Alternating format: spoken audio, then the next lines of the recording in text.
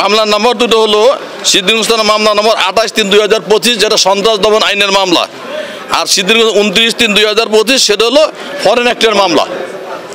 আজকে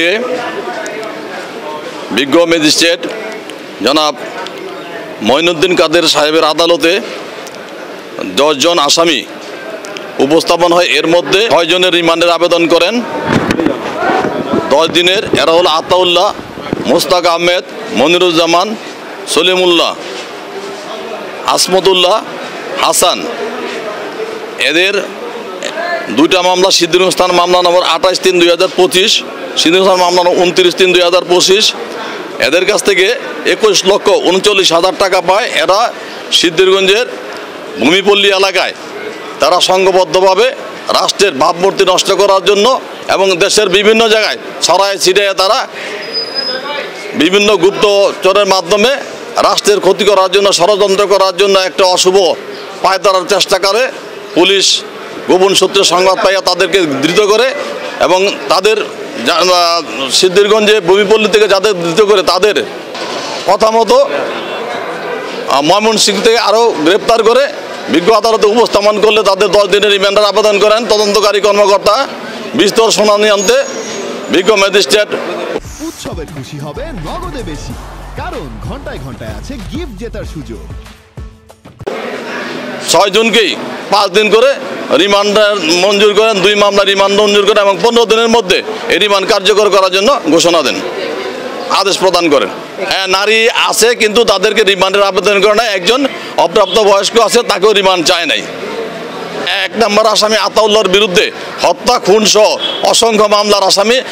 তারা বাংলাদেশে প্রবেশ করছে অনুপ্রবেশকারী হিসেবে, তাদের কোনো ভিসা নাই, পাসপোর্ট নাই, তারা অবৈধভাবে তারা এই বাংলাদেশে প্রবেশ করছে। এই জন্য তারা যে আরও অনেক অপকর্ম বা ক্ষতিকরণ করতে পারে বিধায় তাদের এই মূল রহস্য, কেন তারা বাংলাদেশে ঢুকলো অন্যায়ভাবে এবং কেন তাদের উদ্দেশ্য কী করবে তারা, এই সমস্ত যে অশুভ পরিকল্পনা এইগুলো উদ্ঘাটনের জন্য তাদের রিমান্ডে নেওয়া প্রয়োজন। সেই জন্য বিজ্ঞ আদালত তাদেরকে প্রত্যেককে 5 দিন করে রিমান্ড মঞ্জুর করেন।